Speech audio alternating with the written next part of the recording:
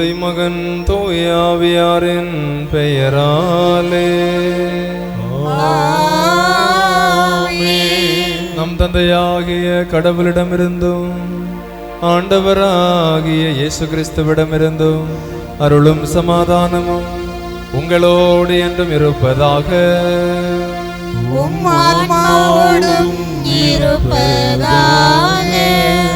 அன்புமிக்க சகோதர சகோதரிகளே, இன்று திரு அவை புனித கன்னிமரியாவின் அமல உற்பவ பெருவிழாவை கொண்டாடுகின்றது. அன்னை பிறந்த நிலை பாவமில்லாமல் இந்த உலகத்தில் கருத்தரிக்கப்பட்டவர். பிறப்பு நிலை பாவமில்லாமல் பிறந்தவர் என்றால் கரை திரை அற்றவர் என்று பொருள்.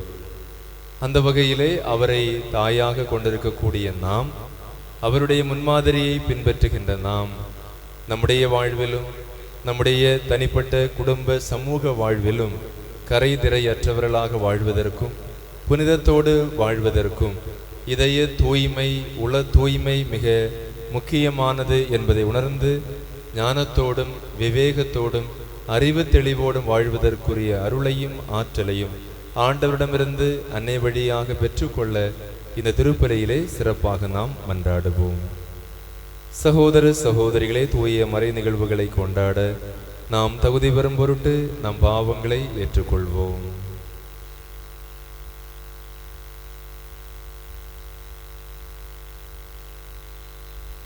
எல்லாம் வல்ல இறைவனிடமும் சகோதர சகோதரி உங்களிடம் நான் பாவி என்று ஏற்றுக்கொள்கிறேன். ஏனெனில் சொல்லாலும் செயலாலும் கடமை தவறியதாலும் பாவங்கள் பல செய்தேன். என் பாவமே என் பாவமே என் பெரும் பாவமே.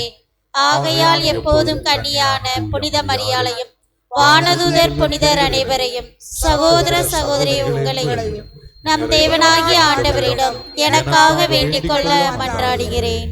எல்லாம் வல்ல இறைவன் நம் மீது இரக்கம் வைத்து நம் பாவங்களை மன்னித்து நம்மை நிலைவாழ்வுக்கு அழைத்து செல்வாராக. ஆமென்.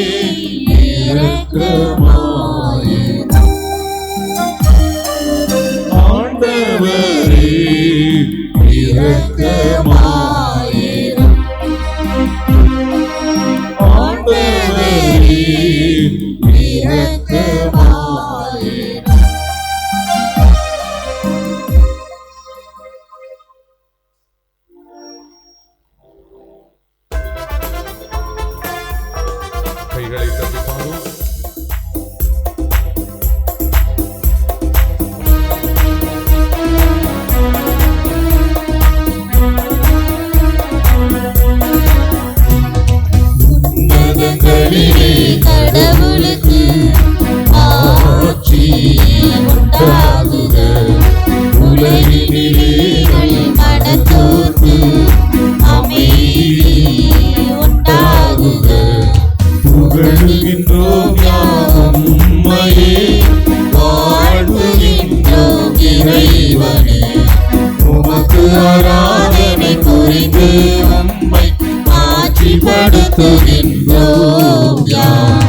உமது மேலான ஆட்சியை பொருட்டு உமக்கு நன்றி கூறுகின்றோம். ஆண்டவராகிய இறைவனே, இணையில்லாத விண்ணரசே, ஆற்றல் அனைத்தும் கொண்டு இறங்கும் வல்ல தந்தை இறைவனே, ஒரே மகனாக உதித்த ஆண்டவர் இயேசு கிறிஸ்து இறைவனே. ஆண்டவராகிய இறைவனே, இறைவனின் திருச்செம்மறியே, தந்தையினின்று என்றென்றுமாக உதித்த இறைவன் மகனே, உலகின் பாவம் போக்குபவரே தீயம் மீது இறங்குவீர். உலகின் பாவம் போக்குபவரே எங்கள் மன்றாட்டை ஏற்றருள்வீர். தந்தையின் வலப்பக்கம் வீற்றிருப்பவரே நீரம் மீது இறங்குவீர்.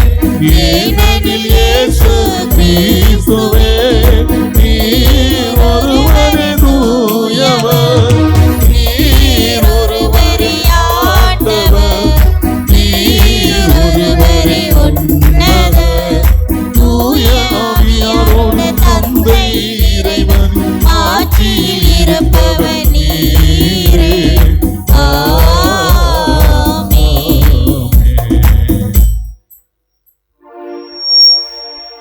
மன்றாடுவோமாக. என்றும் வாழும் எல்லாம் வல்ல இறைவா, கன்னிமரியாவின் அமல உற்பவத்தின் வழியாக திருமகனுக்கு உகந்த இல்லிடத்தை ஏற்பாடு செய்தீரே. இவ்வாறு திருமகனுடைய இறப்பின் முன் விளைவாக மரியாவை மாசுகள் அனைத்திலிருந்தும் பாதுகாத்தனே. அவரது பரிந்துரையா நாங்களும் தூய்மையடைந்து உம்மிடம் வந்து சேர அருள்வீராக. உம்மோடு தூயாவியாரின் ஒன்றிப்பில் இறைவனாய் என்றென்றும் வாழ்ந்து ஆட்சி செய்கின்ற எங்கள் ஆண்டவரும் திருமகனுமாகிய கிறிஸ்து வழியாக உம்மை மன்றாடுகிறோம்.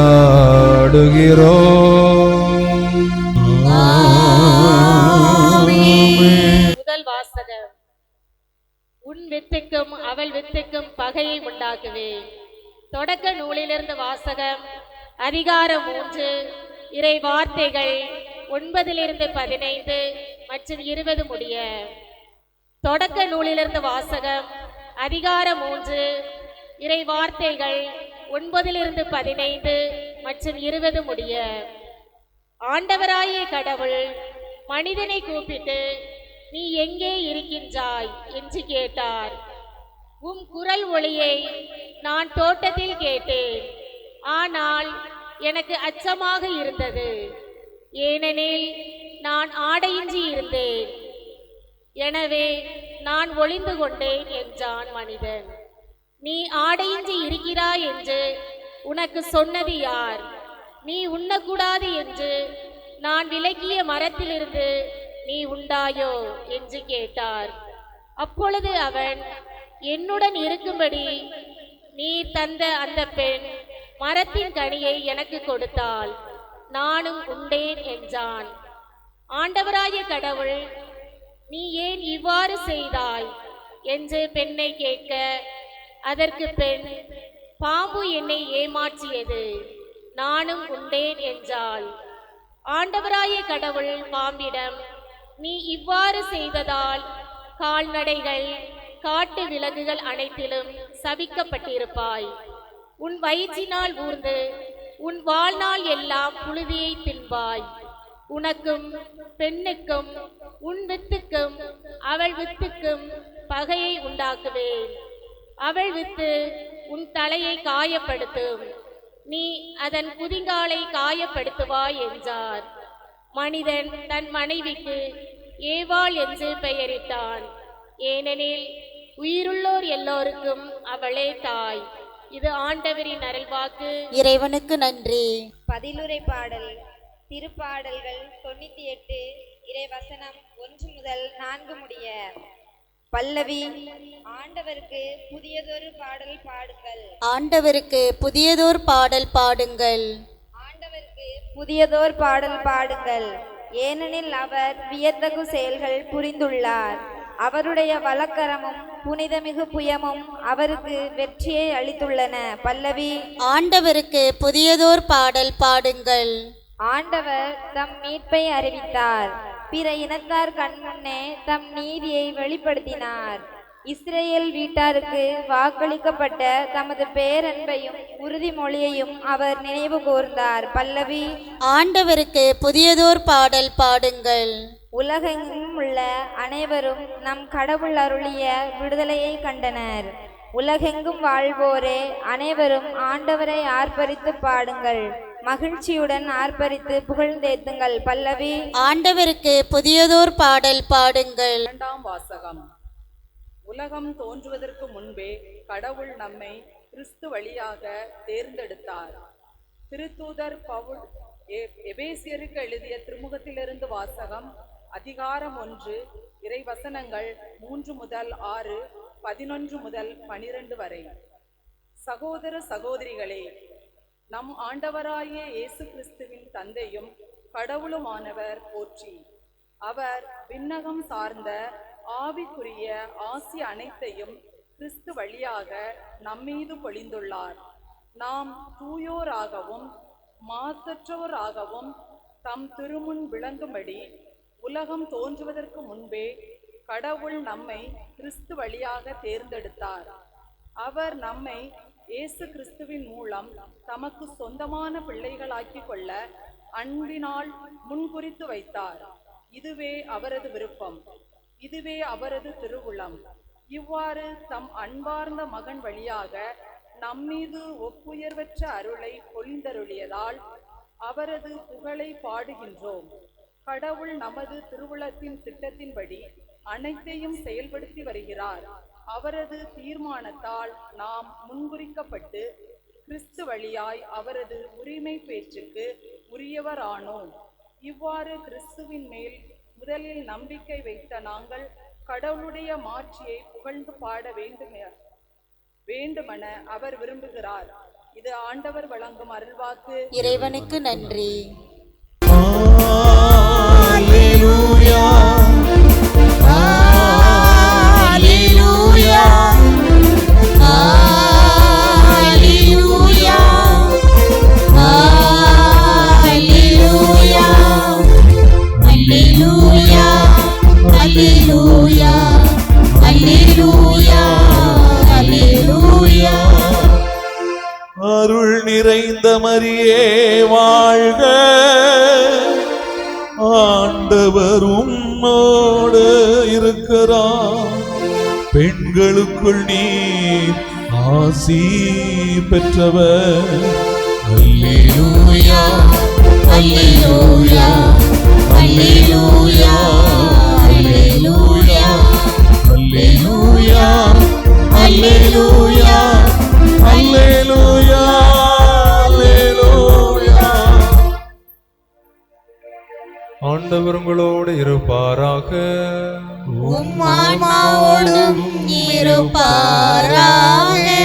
தூய லூக்கா எழுதிய பரிசுத்த நற்செய்தியிலிருந்து வாசகம்.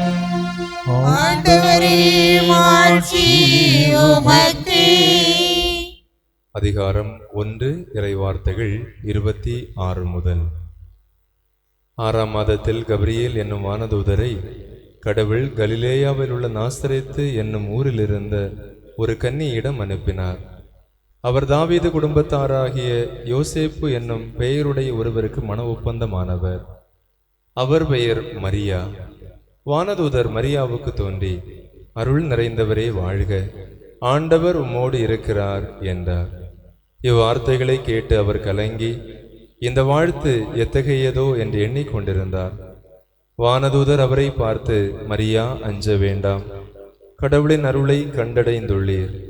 இதோ கருவுற்று ஒரு மகனை பெறுவீர், அவருக்கு இயேசு என்னும் பெயரிடுவீர். அவர் பெரியவராயிருப்பார், உன்னத கடவுளின் மகன் எனப்படுவார். அவருடைய தந்தை தாவீதின் அரியணையை ஆண்டவராகிய கடவுள் அவருக்கு அளிப்பார். அவர் யாக்கோபின் குடும்பத்தின் மீது என்றென்றும் ஆட்சி செலுத்துவார். அவருடைய ஆட்சிக்கு முடிவே இராது என்றார். அதற்கு மரியா வானதூதரிடம், இது எப்படி நிகழும், நான் கன்னியாயிற்றே என்றார். வானதூதர் அவரிடம், தூய ஆவி உம்மீது வரும், உன்னத கடவுளின் வல்லமை உம்மேல் நிழலிடும். ஆதலால் உம்மிடம் பிறக்கப் போகும் குழந்தை தூயது, அக்குழந்தை இறைமகன் எனப்படும். உறவினராகி எலிசபெத்தும் தம் முதிர்ந்த வயதில் ஒரு மகனை கருத்தரித்திருக்கிறார். கருவுற இயலாதவர் என சொல்லப்பட்ட அவருக்கு இது 6ஆம் மாதம், ஏனெனில் கடவுளால் இயலாதது ஒன்றுமில்லை என்றார். பின்னர் மரியா, நான் ஆண்டவரின் அடிமை, உம் சொற்படியே எனக்கு நிகழட்டும் என்றார். அப்பொழுது வானதூதர் அவரை விட்டு அகன்றார். ஆண்டவரின் அருள்வாக்கு. கிறிஸ்துவே உமக்கு புகழ். எல்லாரும் நல்லா இருக்கிறீங்களா? நல்லா இருக்கிறீங்க. அன்புமிக்க சகோதர சகோதரிகளே, மீண்டும் ஒரு இனிய நாளிலே உங்கள் அனைவரையும் சந்திப்பதிலே மகிழ்ச்சி அடைகின்றேன். ஆண்டவர் நீங்கள் விரும்பி தேடுகின்ற அன்பையும் அருளையும் சமாதானத்தையும் உங்கள் ஒவ்வொருவருக்கும் நிறைவாக தரட்டும் என்று உங்களுக்காக ஜெபிக்கின்றேன். அன்னை மரியாவினுடைய அமல உற்பவ பெருவிழாவினுடைய நல்வாழ்த்துக்களையும் உங்களுக்கு தெரிவித்துக் கொள்கின்றேன். சிலர் மேன்மையாக பிறக்கின்றார்கள், சிலர் மேல் மேன்மை திணிக்கப்படுகின்றது, சிலர் மேன்மை அடைகின்றார்கள். இது வில்லியம் ஷேக்ஸ்பியர் எழுதிய வார்த்தைகள். சிலர் மேன்மையாகவே பிறக்கின்றார்கள், சிலர் மேன்மை ஆக்கப்படுகின்றார்கள், சிலர் மேன்மை ஆகின்றார்கள். மேன்மை அடைகின்றார்கள் என்றால் அன்னை மரியாள் மேன்மையாகவே பிறந்தவர், மற்றவர்களால் மேன்மை ஆக்கப்பட்டவர், தன் வாழ்வால் அவர் மேன்மை அடைந்தவர். இந்த 3 நிலைகளையும் அன்னை மரியாவில் நாம் பார்க்கலாம். எனவேதான் படிப்படியாக தன்னுடைய வாழ்வை கடவுளுக்கு உகந்ததாக மாற்றி அவருடைய கட்டளைகளுக்கு கீழ்ப்படிந்து தாழ்மையான இதயத்தோடு இயேசுவை இந்த உலகில் அளித்து அவருக்கு முதலில் தாயாகி அதன் பின்னால் நம் அனைவருக்கும் தாயாக உயர்ந்தவர். எனவேதான் திருத்தந்தை 9ஆம் பதிநாதர் 1854ஆம் ஆண்டு டிசம்பர் 8ஆம் நாள் இன் எஃபிபிலிஸ் தேயோஸ் என்கின்ற திருத்தூது கொள்கை அந்த அறிக்கை வழியாக அன்னை மரியாள் தனது தாயின் வயிற்றிலே பாவம் ஏதுமின்றி உற்பவித்தவர், பாவநிலை ஜென்ம நிலை பாவமில்லாமல் உற்பவித்தவர் என்கின்ற அந்த பேருண்மையாக அதை அறிவிக்கின்றார். அந்த அமல உற்பவ விழாவைத்தான் நாம் இன்று கொண்டாடி கொண்டிருக்கின்றோம். 7ஆம் நூற்றாண்டிலிருந்து கீழை திரு அவைகளிலும் 8ஆம் நூற்றாண்டுகளிலே மேற்கத்திய பல நாடுகளிலும் இந்த விழா கொண்டாடப்படுகிறது. 1858ஆம் ஆண்டு பிரான்ஸ் நாட்டினுடைய லூர்து நகரில் அன்னை மரியாள் காட்சி அளித்த பொழுது, அதாவது ஏற்கனவே 1854இல் திரு அவை அன்னை மரியாள் அமல உற்பவி என்று அறிக்கையிடுகின்றது. அதன் பின்னால் 1858 லூர்தில் காட்சி அளித்த பொழுது நாமே அமல உற்பவம் என்று அந்த கொள்கையை திரு அவை அறிக்கையிட்டதை அன்னை மரியாள் உறுதிப்படுத்துவதை நாம் பார்க்கின்றோம். ஒவ்வொரு ஆண்டும் டிசம்பர் 8ஆம் தேதி கன்னிமரியாவினுடைய அமல உற்பவ பெருவிழாவாக கொண்டாடுகின்றோம். அதில்தான் தேவ ரகசிய ரோஜா என்கின்ற அந்த பெயர் கொண்ட அன்னையினுடைய காட்சி அளிக்கப்பட்ட அந்த இடத்திலே அவர் சொல்லுகின்ற அந்த வார்த்தை டிசம்பர் 8ஆம் தேதி 12 மணி முதல் 1 மணி வரை அருளின் நேரமாக இருக்கிறது. அன்று ஜெபமாலை ஜெபித்து திருப்பாடல் 51 வாசித்து தங்களுடைய மனமாட்டத்திற்காக வாழ்வு மேன்மைக்காக ஒப்புக் கொடுக்கின்ற ஒவ்வொருவரும் இறை இரக்கத்தை பெற்றுக்கொள்வார்கள், ஆண்டவருடைய அருளை பெற்றுக்கொள்வார்கள் என்று அங்கே வெளிப்படுத்தப்பட்டதை தான் நாம் இன்றும் தொடர்ந்து நடத்தி கொண்டு வருகின்றோம். இன்றைய முதல் வாசகம் நமக்கு முதல் பெற்றோருடைய தவறை சுட்டிக்காட்டியது. திரு அவை நமக்கு சொல்லித் தருகின்றது, ஒரு பெண் வழியாக இந்த உலகத்தில் பாவம் வந்தது, அவருடைய கீழ்ப்படியாமை வழியாக இந்த உலகிற்கு பாவம் வந்ததென்றால் இன்னொரு பெண்ணாகிய மரியாள் வழியாக, முதல் ஏவாள் வழியாக பாவம் வந்ததென்றால் 2ஆம் ஏவாளாகிய மரியாள் வழியாக இந்த உலகிற்கு மீட்பு வந்தது. முதல் ஏவாளுடைய கீழ்ப்படியாமை வழியாக இந்த உலகிற்கு சாவு வந்ததென்றால் 2ஆம் ஏவாள் ஆகிய மரியாள் வழியாக இந்த உலகிற்கு மீட்பர் வாழ்வை கொண்டு வந்தார் என்று திரு அவை நமக்கு சொல்லித் தருகின்றது. அது மட்டுமல்ல, விலக்கப்பட்ட கனியை உண்ட பின்பு முதல் தாய் ஏவாள் ஆதாமோடு இணைந்து உரையாடக்கூடிய, கடவுளிடத்தில் உரையாடக்கூடிய அந்த நிகழ்விலே ஏவாள் சொல்லுகின்ற வார்த்தை, பாம்பு என்னை ஏமாற்றியது, பாம்பு என்னை ஏமாற்றியது. இந்த 3 வார்த்தைகள், பாம்பு என்னை ஏமாற்றியது என்ற வார்த்தைகளை நாம் பார்க்கின்ற பொழுது, ஒரு பக்கத்திலே தன் கையறு நிலை, நான் எதுவுமே செய்ய முடியவில்லை என்ற வேதனை, இன்னொரு பக்கத்திலே இப்படி நடந்து விட்டதே, நான் இப்படி தவறிவிட்டேனே என்ற ஒரு குற்ற உணர்வு, இன்னொரு பக்கம் இனி இப்படி செய்யக்கூடாது என்கின்ற அந்த மன உறுதி. பாம்பு ஏவாளை மட்டுமல்ல, இன்று நம்மையும் ஏமாற்றிக் கொண்டுதான் இருக்கிறது. ஆனால் பாம்பினுடைய ஏமாற்றத்திலிருந்து தப்பியவர்தான் அன்னை கன்னிமரியாள். ஒரு முறை பாம்பு நம்மை ஏமாற்றலாம், இரண்டாவது முறை ஏமாற்றுவதற்கு நாம் நம்மை ஒப்பு கொடுத்தோம் என்றால் அது நம்முடைய தவறாகத்தான் இருக்குமே என்பதில் எந்த சந்தேகமும் இல்லை. அமெரிக்காவிலே 2 குழுக்கள் இருக்கிறது. அதிலே ஒரு இயக்கம் இன்றைக்கு அதிகமாக பேசப்பட்டு வருகிறது. அவர்கள் சொல்லுகின்றார்கள், தங்கள் வழியே செல்லும் ஆண்கள், அந்த இயக்கத்தினுடைய பெயர் தங்கள் வழியே செல்லும் ஆண்கள், men going their own way. அதாவது அவர்கள், அந்த இயக்கத்தினுடைய கொள்கை என்பது ஆதாம் ஏவாளை மையமாக வைத்த அந்த நிகழ்விலிருந்து எடுக்கப்பட்ட ஒரு கொள்கை. ஒரு பெண்ணை யாராலும் மகிழ்ச்சிப்படுத்த முடியாது. ஏதேன் தோட்டத்தை கொடுத்தால் கூட, ஏதேன் தோட்டத்தையே கொடுத்தாலும் அவள் விலக்கப்பட்ட கனியைத்தான் தேடி செல்வாள். எனவே அவளை எது கொடுத்தாலும் மகிழ்ச்சிப்படுத்த முடியாது என்று சொல்லி ஆண்கள் பலர் கூட்டமாக இணைந்து, பெண்கள் எங்களுடைய வாழ்க்கையில் தேவையே இல்லை என்று பெண்களை தவிர்த்து வாழ்கின்றார்கள். திருமணம் செய்யாமல் ஆண்கள் மட்டும் தனியாக ஒரு அமைப்பாக இணைந்து தங்கள் வழியே செல்லும் ஆண்கள் என்கின்ற பெயரிலே இன்றைக்கு வாழ்ந்து கொண்டிருக்கின்றார்கள். இப்ப இது ஒரு இயக்கம். இன்னொரு இயக்கம் என்பது அடுத்த கட்டத்திற்கு செல்லுகிறது.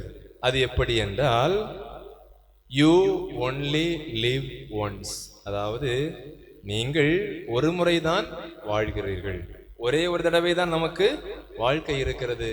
எனவே எப்படி வேண்டுமானாலும் வாழ்ந்து கொள்ளுங்கள், மகிழ்ச்சியை எப்படி வேண்டுமானாலும் பெற்றுக்கொள்ளுங்கள்.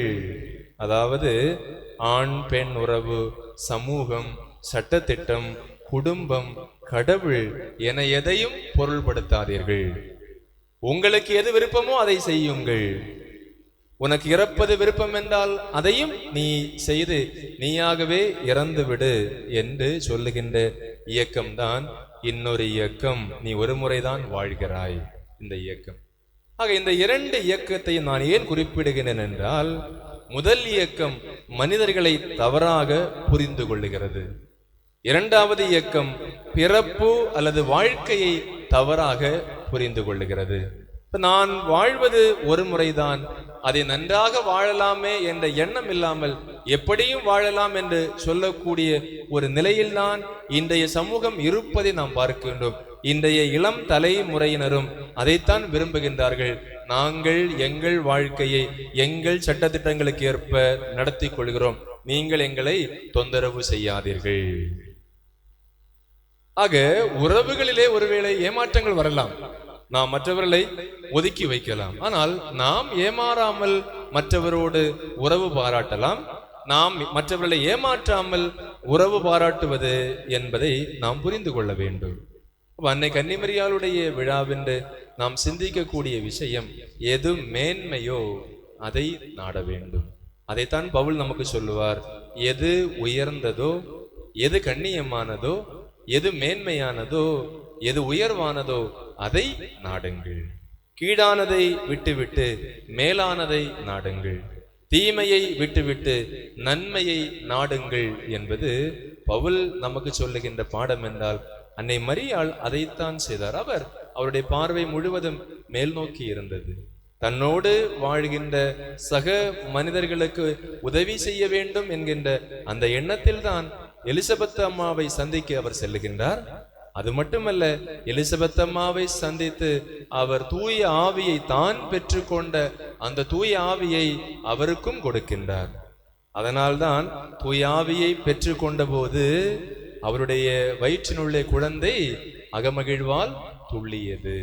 என் ஆண்டவரின் தாய் என்னிடம் வர நான் யார் என்ற கேள்வி எலிசபெத் அம்மாள் கேட்பதற்கு மரியாவிடமிருந்து தான் பெற்றுக்கொண்ட தூய ஆவியார் தான் காரணம். எனவேதான் நாம் நம்முடைய அன்றாட வாழ்வில் தூய ஆவியை பெற்றுக்கொள்வதற்காக ஜெபிக்க வேண்டும். நம்முடைய இயல்பு மாற்றம் பெறுவதற்காக நாம் ஜெபிக்க வேண்டும்.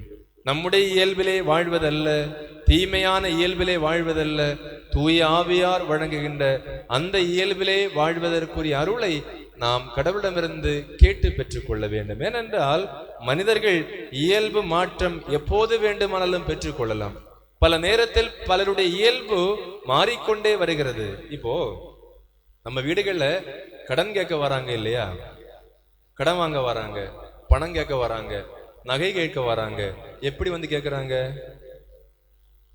எப்படி கேட்கறாங்க?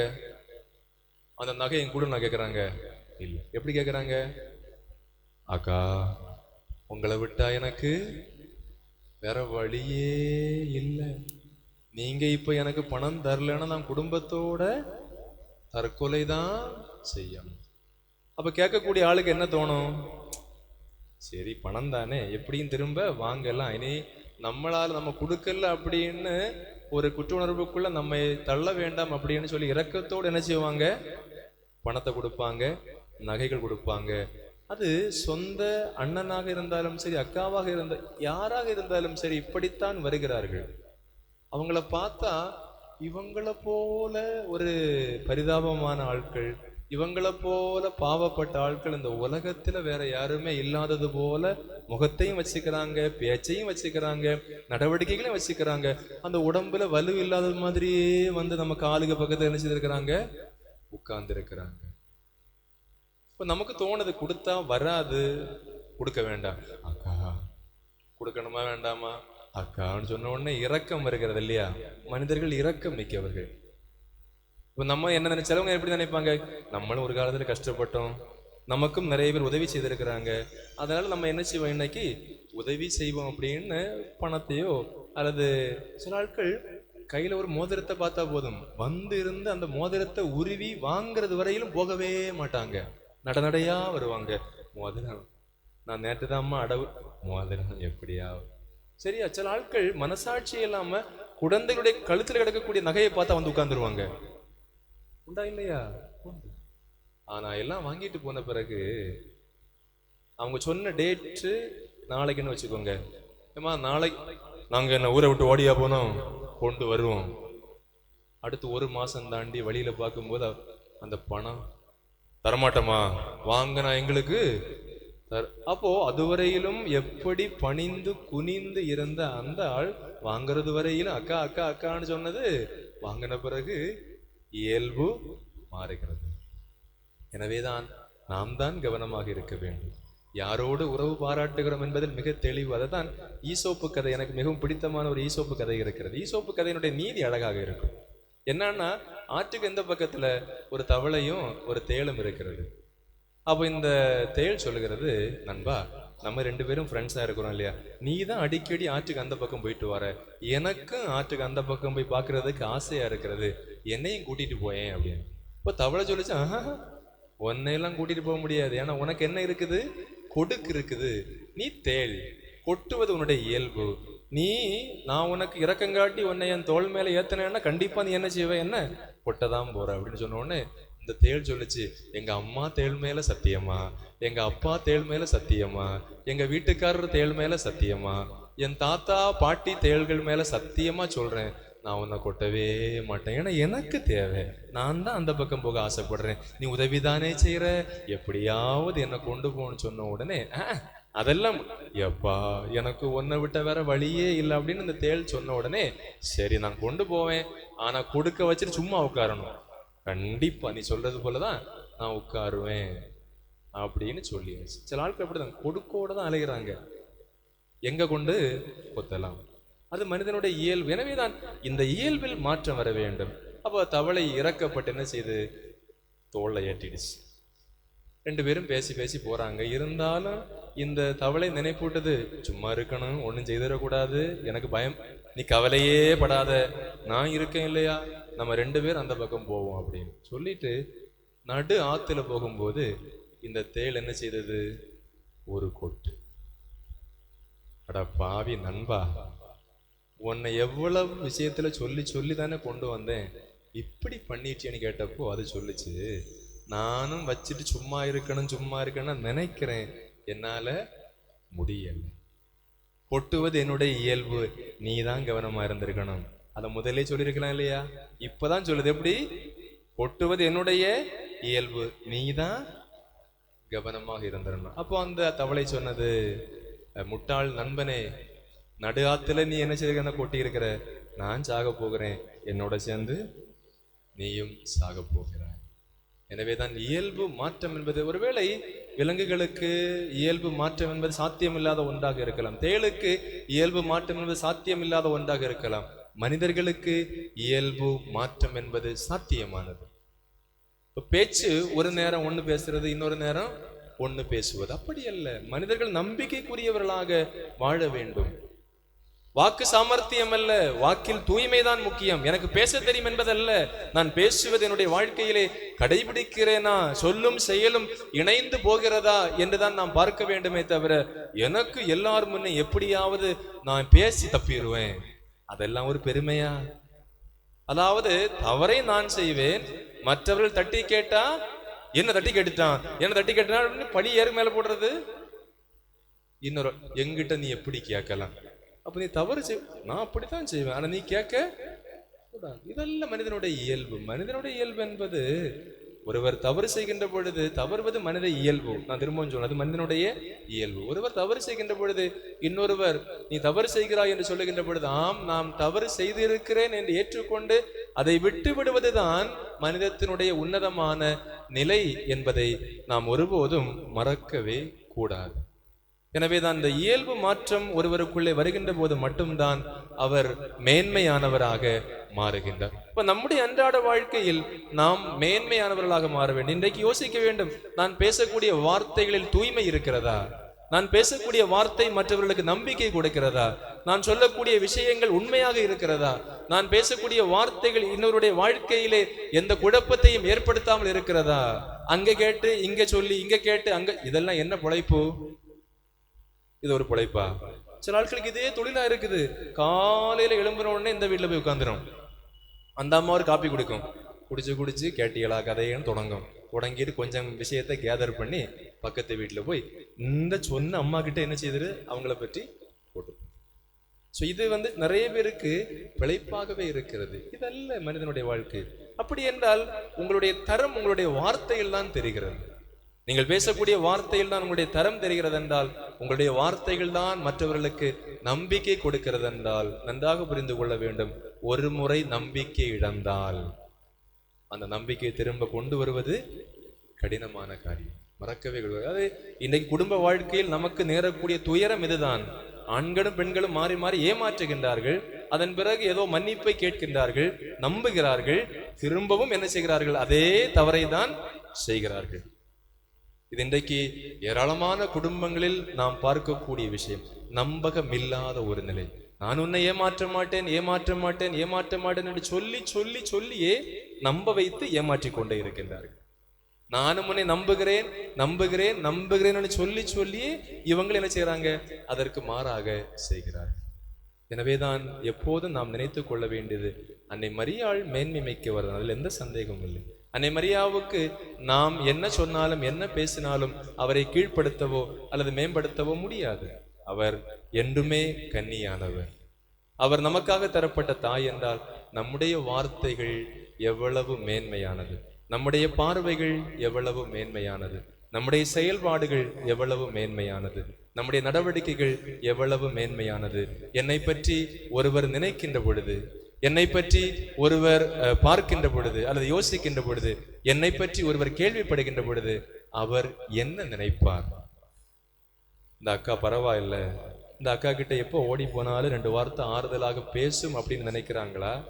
இல்ல, அவட்டெல்லாம் மனுஷன் பேச முடியாது, எப்போ போனாலும் குறை சொல்லிட்டு தான் இருக்குது, இதுக்கு பாராட்டவே தெரியாதுன்னு நம்மை பற்றி பேசுகிறார்களா?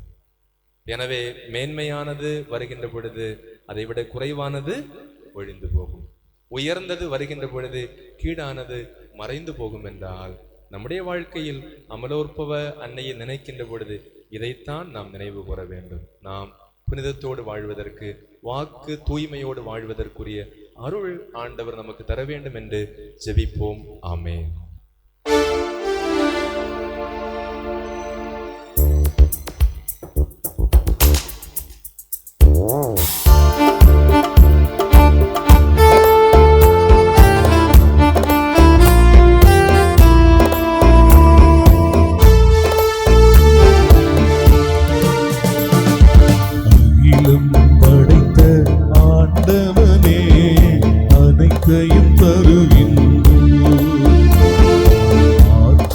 நிறைந்த அகிலவனே அனைத்தையும் தருகின்றோம். அகிலம் படைத்த ஆண்டவனே, இதயத்தின் துடிப்பு இருக்கும் வரை தருவோம் தருவோம் தந்து கொண்டிருப்போம். அன்புமிக்க சகோதர சகோதரிகளே, என்னுடைய உங்களுடையதுமான இப்பலி எல்லாம் வல்ல தந்தையாகிய இறைவனுக்கு ஏற்றதாகும்படி ஜெபியுங்கள். ஆண்டவர் தமது பேரின் புகழ்ச்சிக்காகவும் மாட்சிக்காகவும் நமது நன்மைக்காகவும் புனித திருவையின் அனைத்து நலனுக்காகவும் முதலில் வெளியேற்றிக் கொள்வாராக. ஆண்டவரே, கன்னிமரியாவின் அமல உற்பவ பெருவிழாவில் நாங்கள் ஒப்புக் கொடுக்கும் மீட்பின் பலி பொருளை மனமிறங்கி ஏற்றருளோ. அவரை மாசுகள் அனைத்திலிருந்தும் நீருமதருளால் முன்னரே காப்பாற்றியது போல் அவரது பரிந்துரையால் நாங்கள் குற்றங்கள் அனைத்திலிருந்தும் விடுதலை பெற வேண்டும் என்று எங்கள் ஆண்டவராகிய கிறிஸ்து வழியாக உம்மை மன்றாடுகிறோம்.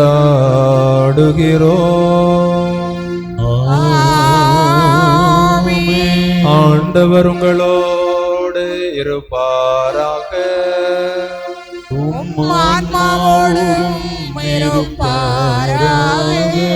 இதை எங்களை மேலே எழுப்புங்கள்.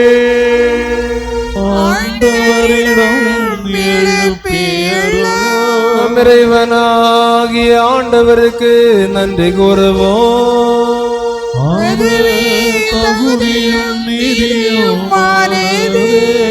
ஆண்டவரே, தூயவரான தந்தையே, என்று வாழும் எல்லாம் வல்ல இறைவா, எங்கள் ஆண்டவராகிய கிறிஸ்து வழியாக எந்நாளும் எவ்விடத்திலும் நாங்கள் உமக்கு நன்றி செலுத்துவது மெய்யாகவே தகுதியும் நீதியுமாகும்.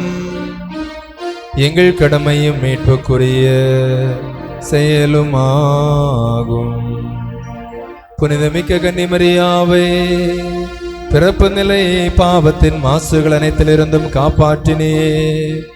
உமது நிறையருளால் அவரை அணி செய்து உம் திருமகனுக்கு ஏற்ற அன்னையாக அவரை முன்னேற்பாடு செய்து அம்மகனுடைய மணமகளாகிய மாசு மறுவற்ற எழில் மிகுந்த திரு அவையின் பிறப்பை முன்னறிவித்து, ஏனெனில் புனிதமிக்க கன்னியை எங்கள் பாவங்களை போக்கும் மாசற்ற செம்மறியான உம் திருமகனை எங்களுக்கு தருபவராகவும் மற்ற எல்லாருக்கும் மேலாக அக்கன்னியை உம் மக்களுக்கு பரிந்துரைப்பவராகவும் புனித வாழ்வின் முன்மாதிரியாகவும் விளங்க செய்தே. ஆகவே ஆண்டவரே, வானதூதர் புனிதர் அனைவரோடு நாங்களும் உமது மாட்சியை புகழ்ந்து ஒரே குரலாய் பாடுவதாவது: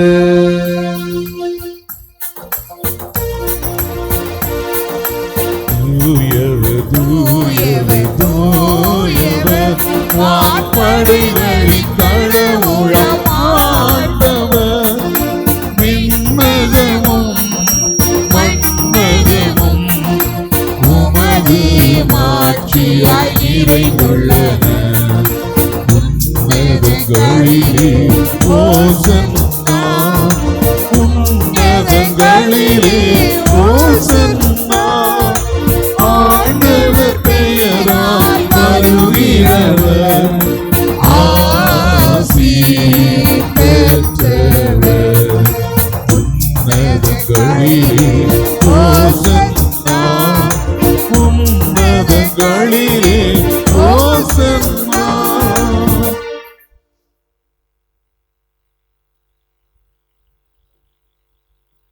வானக தந்தையே,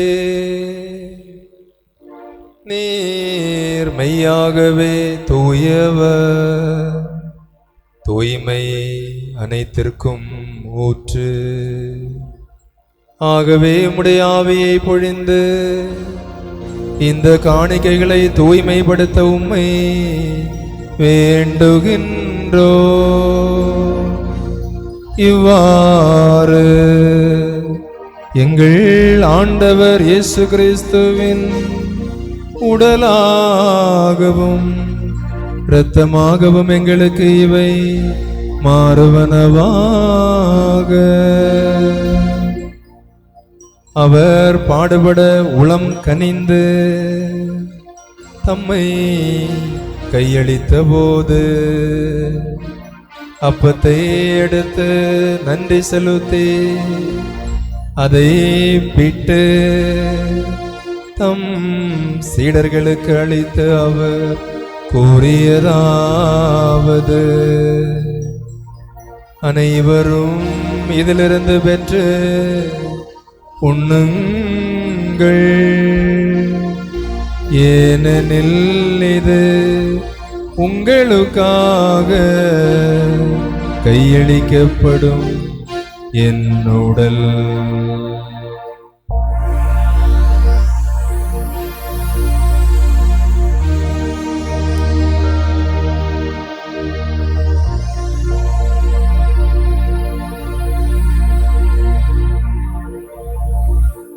அவ்வண்ணமே இரவு விருந்தை அருந்தியபின் கிண்ணத்தை எடுத்து மீண்டும் உமக்கு நன்றி கூறி தம் சீடர்களுக்கு அளித்து அவர் கூறியதாவது,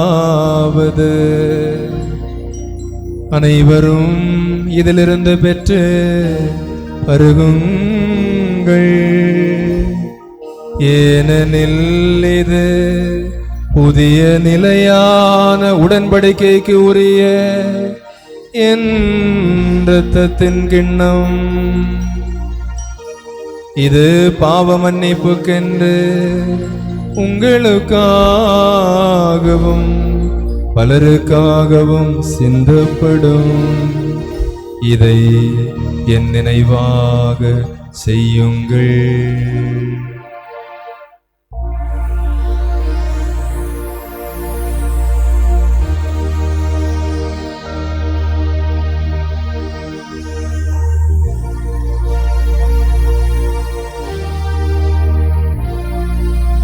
நாம் அனைவரும் இணைந்து உரக்க பாடுவோம்.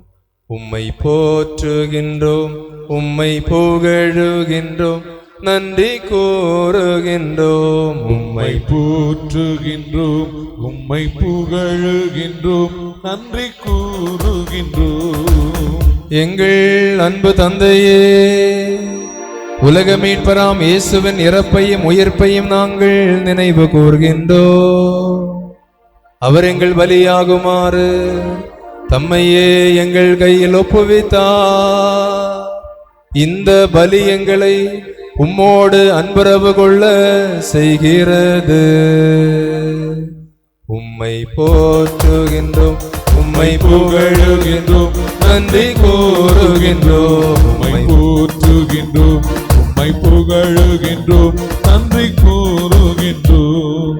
அன்பான எங்கள் தந்தையே, எங்கள் அன்புக்கு உரியவர்களையும் நாங்கள் போதுமான அளவு அன்பு செய்யாதவர்களையும் நாங்கள் இரக்கத்தோடு மன்னிக்க மறந்தவர்களையும் நீர் ஒருபோதும் மறந்து விடாதேயும்.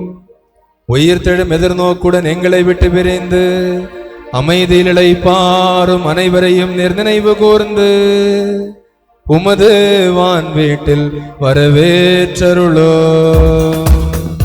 உம்மை போற்றுகிறோம், உம்மை புகழுகிறோம், நன்றி கூறுகின்றோம். உம்மை போற்றுகிறோம், உம்மை புகழுகிறோம், நன்றி கூறுகிறோம். இறைவனின் அன்னையும் எங்கள் தாயுமான புனிதமிக்க மரியாளோடு ஆண்டவரே எங்களையும் ஒரு நாள் உமது அரசில் ஒன்று சேர்த்தருளோ. அங்கு எங்கள் அன்பர் இயேசு கிறிஸ்துவின் நண்பர்களாக நாங்கள் அனைவரும் முடிவில்லா விழா கொண்டாடி உம்மை என்றென்றும் புகழ்ந்து பாடுவோம். உம்மை போற்றுகிறோம், உம்மை புகழுகிறோம், நன்றி கூறுகிறோம். உம்மை போற்றுகிறோம், உம்மை புகழுகிறோம், நன்றி கூறுகின்றோம். இவர் வழியாக இவரோடு இவரில் எல்லாம் வல்ல இறைவனாகிய தந்தையே, தூயாவியாரின் ஒன்றைப்பில் எல்லா புகழும் ஆட்சியும் என்றென்றும் உமக்கு உரியதே. ஆமென், ஆமென், ஆமென். மீட்பரின் கட்டளையால் கற்பிக்கப்பட்டு இறை படைப்பினையால் பயிற்சி பெற்ற நாம் துணிந்து பாடுவோம். விண்ணுலகில் இருக்கிற எங்கள் தந்தையே, உமது பெயர் தூயதென போற்றப் பெறுக. உமது ஆட்சி வருக. உமது திருவுளம் விண்ணுலகில் நிறைவேறுவது போல மண்ணுலகிலும் நிறைவேறுக. எங்கள் அன்றாட உணவை இன்று எங்களுக்கு தாரும். எங்களுக்கு எதிராக குற்றம் செய்வோரை நாங்கள் மன்னிப்பது போல எங்கள் குற்றங்களை மன்னியும்.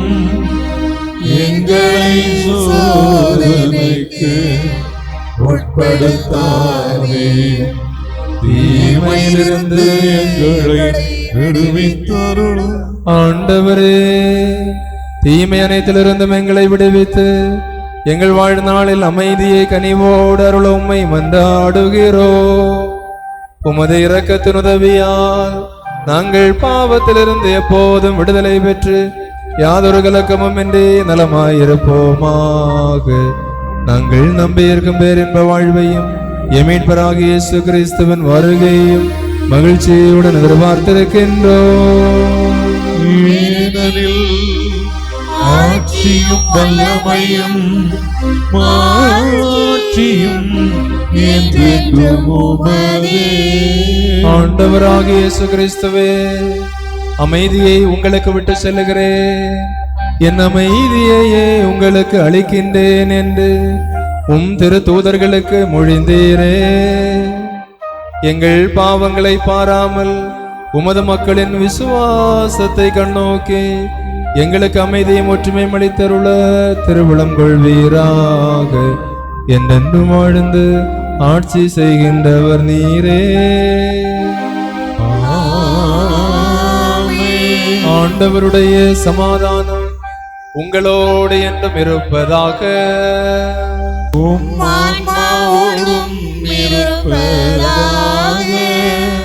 ஒருவருக்கொருவர் மகிழ்வோடு சமாதானத்தை அறிவித்துக் கொள்வோம்.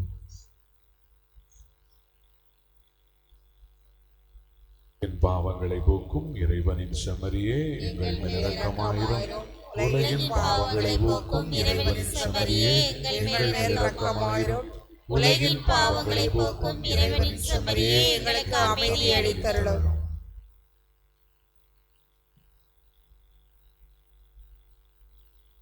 இதோ இறைவனின் செம்மறி, இவரே நம் பாவம் போக்குகின்றவர். மேன்மையானவற்றை நாடி அறிவு தெளிவோடு வாழ நம்மை அழைக்கின்ற கடவுள். இவரது விருந்திற்கு அழைக்க பெற்றோர் பேறு பெற்றோர். ஆண்டவரே, தேவரீர் உள்ளத்தில் எழுந்தருள நான் தகுதியற்றவன், ஆனால் ஒரு வார்த்தை மட்டும் சொல்லி நான் மாநிலம் அடையும். ரெண்டு கரங்களை உயர்த்தி ஆண்டவரை நாம் மகிமைப்படுத்துவோம். நம் உள்ளத்தில் வரப்போம். கொண்டு அற்புதங்கள் நடக்கும், உலகமே உன்னை பார்த்து வியக்கும்.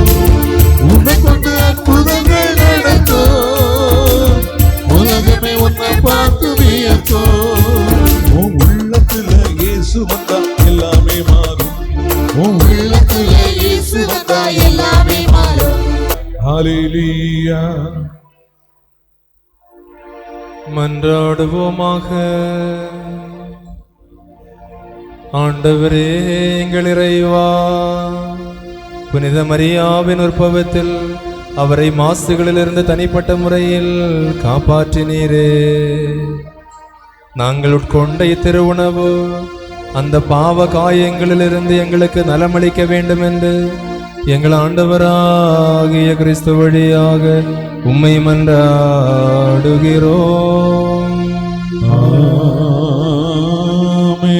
ஆண்டவர் உங்களோடு இருப்பாராக. உம்மான்மாவோடும் இருப்பாராக. சிறப்பு ஆசி வர தலைவணங்கி மன்றாடுவோம். புனித கன்னிமரியாவின் தாய்மை பேற்றின் வழியாக மனித இனத்தை கனிவிரக்கத்தோடு மீட்க திருவிழம் கொண்ட இறைவன் தமது ஆசியார் உங்களை வளப்படுத்த திருவிழம் கொள்வாராக.